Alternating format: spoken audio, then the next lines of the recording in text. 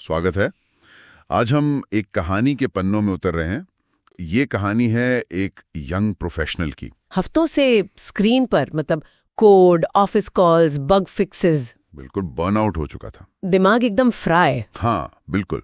उसे एक ब्रेक की सख्त जरूरत थी, तो वह निकल पड़ा कसौली, शांति की तलाश में। लेकिन वहाँ कहानी थोड़ी घूम जाती है। एग्जैक्टली। हाँ, चलिए देखते हैं इसे। Let's unpack this. तो कहानी शुरू होती है नैरेटर के बर्नआउट से। जैसा मैंने कहा, हफ्तों की कोडिंग, नॉन स्टॉप कॉल्स, वो बग्स जो फिक्स ही नहीं होते। उफ। सिल भन्ना रहा था उसका। बस एक ही ख्याल, गेट अवे। तो एक शुक्रवार सुबह उसने और उसके दोस्त ने हल्के फुल्के बैग पैक किए और निकल पड़े कसौली। अच्छा। दोपहर 2 बजे तक वो पहुंच गए अपने एयरबीएनबी। ढलान पर बना एक प्यारा सा लकड़ी का कॉटेज था। Sounds lovely. हाँ, हवा में चीड़ और वो गीली मिट्टी की खुशबू, कमाल का माहौल था। बालकनी से घाटी का नजारा, पहाड़ियों के बीच बादल तैर रहे थे, एकदम स्लो मोशन फिल्म जैसा। शांति। हाथ में गर्म चाय का कप, वो रेलिंग से टिक गया। उसका दोस्त, वो तो भाई टिपिकल इंस्टाग्राम ऑब्सेस्ड टूरिस्ट, धड़ाधड़ तस्वीरें। हाँ, होता है। वो छोटी छोटी बातों पर हंस रहे थे। कभी कोई पाइन कोन गिरता तो कभी कोई बंदर शरारत करता, पक्षियों की आवाजें। एक पल को लगा कि हाँ, जिंदगी प्लेफुल, रोमांटिक और हल्की फुल्की हो सकती है। शहर के स्ट्रेस से बिल्कुल अलग। बिल्कुल। वो सुकून उसकी शहर वाली स्ट्रेसफुल लाइफ से कितना अलग था। फिर उन्होंने सोचा, चलो पास के करौल टिब्बा तक ट्रैक करते हैं। ओके, थोड़ा एडवेंचर। हाँ, उसका दोस्त तो फुल एनर्जी में था, फटाफट आगे निकल गया। लेकिन हमारा नरेटर शायद शहर की थकान थी, थोड़ा पीछे रह गया। सांस फूलने लगी होगी। हाँ, तो उसने सोचा थोड़ी देर सुस्ता लिया जाए। आधे रास्ते में उसे एक धूप वाली चट्टान दिखी, वहीं बैठ गया, गहरी सांसें लेने लगा। और तभी उसने उसे देखा। आ गई वो। हाँ, एक लड़की, अंदाजन 22-23 साल की, सुनहरे बाल एक स्कार्फ से बंधे हुए थे, लापरवाही से। कलाई पर ढेर सारे कलरफुल ब्रेसलेट्स। एक कंधे से हल्का सा उतरा हुआ ढीला ढाला कॉटन शर्ट, फीकी पड़ी जीन्स। आंखें बोल्ड ग्रे थी और होठों पर एक शरारती से मुस्कान। अच्छा, काफी डिस्क्रिप्टिव। हाँ, और उसके पूरे वजूद से ना एक केयरफ्री कॉन्फिडेंस झलक रहा था, जैसे वो उसी माहौल का हिस्सा हो। वो एक पेड़ से टिककर खड़ी हो गई और उसे छेड़ते हुए बोली, आर यू रेस्टिंग और जस्ट प्रिटेंडिंग? आवाज में शरारत थी। हाँ, कॉट हिम ऑफ गार्ड। बिल्कुल। नरेटर थोड़ा सकपकाया, फिर हंस पड़ा। Resting, you caught me. फिर लड़की शरारती सी गाज में मुस्कुराई। Good. Slow people see more, quick ones miss the view. Interesting line. हाँ, और उसका लहजा थोड़ा यूरोपियन लग रहा था। मुस्कान बड़ी प्लेफुल थी।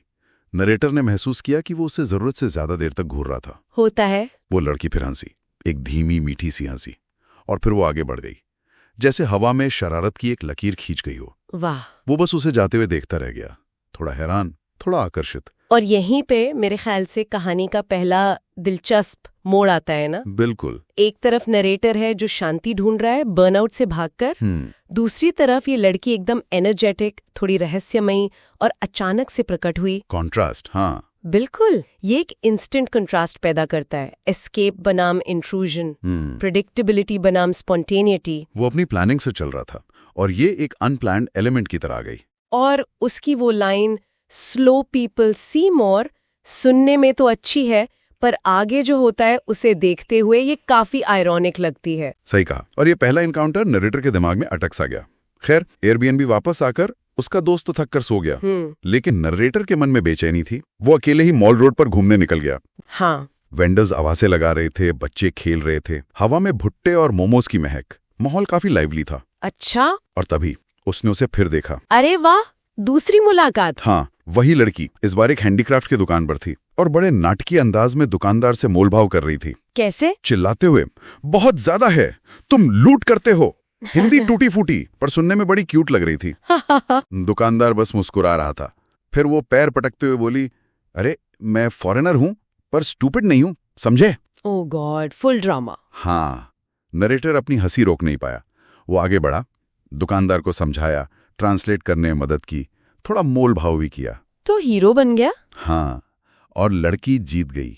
उसने विजयी भाव से अपना स्कार्फ हवा में लहराया, फिर घूमी और नरेटर को देखकर मुस्कुराई। You again, your hero. हाँ, हीरो। हाँ, कहते हुए उसने एक पल के लिए शरारत से अपना हाथ उसके हाथ पर रखा और फिर फौरन हटा लिया। हल्का सा टच पर काफी था। हाँ। नरेटर ने मजाक में कहा, मैं तो बस भोले भाले टूरिस्ट को महंगे स्कार्फ से बचा रहा था। स्मूथ। लड़की ने सिर टेढ़ा किया, आंखों में शरारत नाच रही थी। शायद तुम उससे ज्यादा हो। वो दोनों पास के एक शांत कैफे में बैठ गए। एक टाइप। हाँ। नरेटर ने कैजुअल बनने की कोशिश की, तो यहाँ अक्सर आती हो?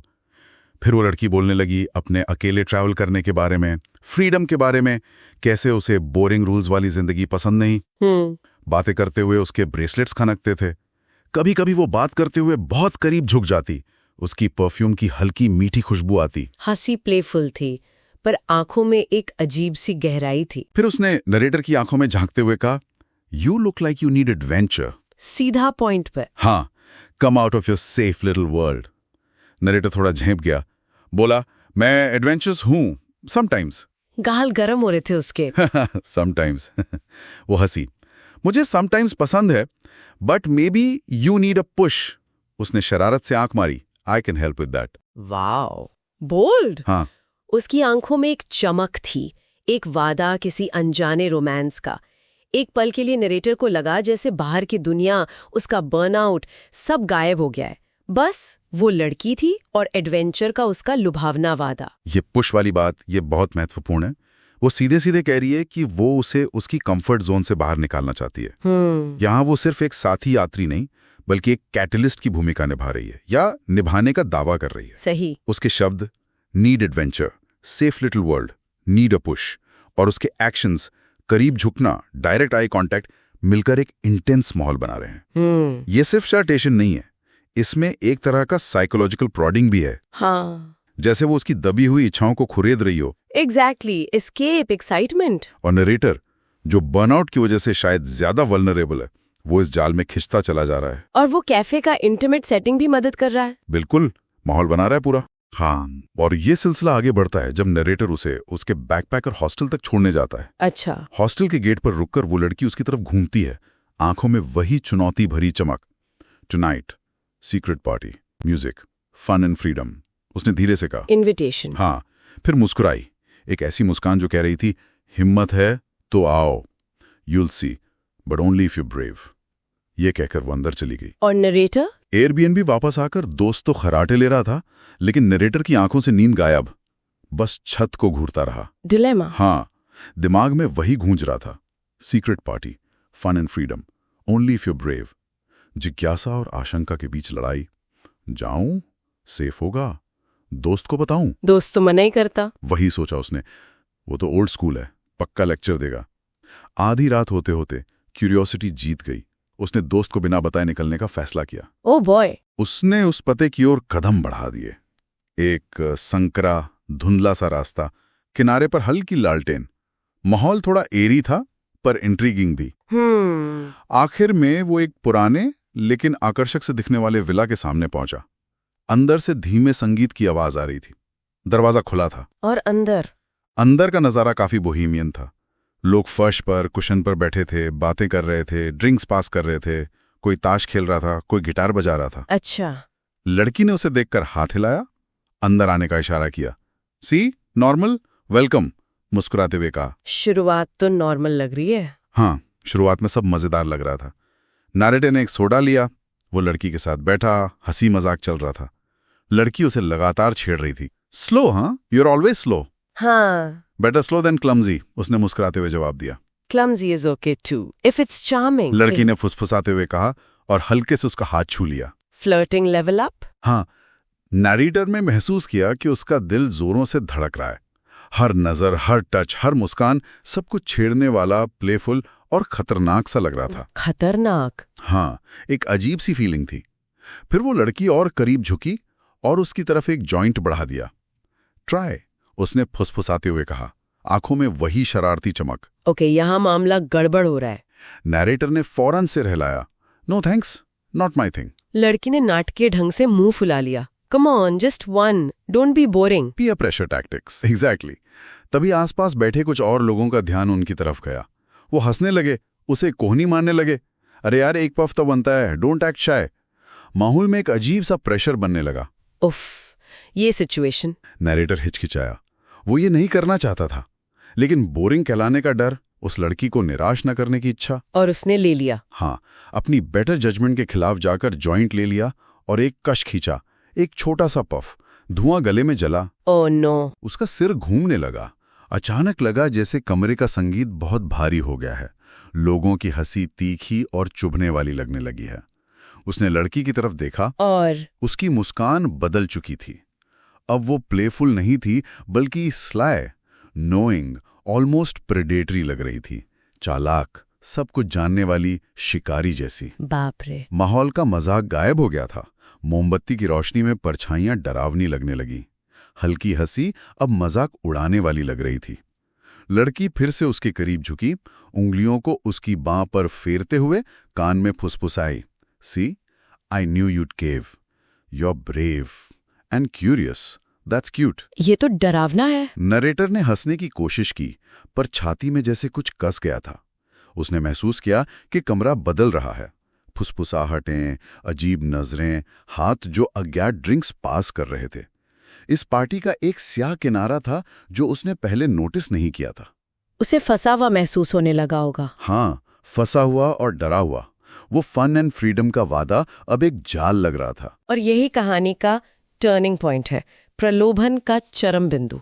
यहाँ एडवेंचर का मतलब साफ हो जाता है, ये पर्सनल बाउंड्रीज को लांघने के बारे में है, पीयर प्रेशर के आगे झुकने के बारे में। लड़की के व्यवहार में आया बदलाव, उसकी मुस्कान का प्रेडेटरी हो जाना, ये बहुत सिग्निफिकेंट है। ये दिखाता है कि उसका केयर फ्री वाला मुखौटा शायद एक सोचा समझा फसाद था। बिल्कुल। माहौल का बदलना, फुसफुसाहटें, अज्ञात ड्रिंक्स, अजीब नजरें, ये सब इशारा करते हैं कि इस सीक्रेट पार्टी का एक छिपा हुआ, शायद शोषणकारी एजेंडा भी हो सकता है। हाँ, एक्सप्लॉयटेशन वाला एंगल। और उसकी वो टिप्पणी, आई न्यू यूड केव, ये लगभग पुष्टि कर देती है कि ये सब उसके लिए शायद एक खेल था, एक परीक्षा थी जिसे वो अक्सर खेलती होगी। शायद यहाँ फन एंड फ्रीडम के वादे का पर्दाफाश होता है और दबाव, मैनिपुलेशन और संभावित खतरा सामने आ जाता है। नरेटर की क्यूरियोसिटी का इस्तेमाल उसके खिलाफ किया गया है। सही कहा। और तभी उस धुंध और भ्रम के बीच अचानक एक जाना पहचाना चेहरा, उसका दोस्त। Finally rescue team. वो एयरबीएनबी होस्ट के साथ वहां खड़ा था। होस्ट गुस्से में लग रहा था।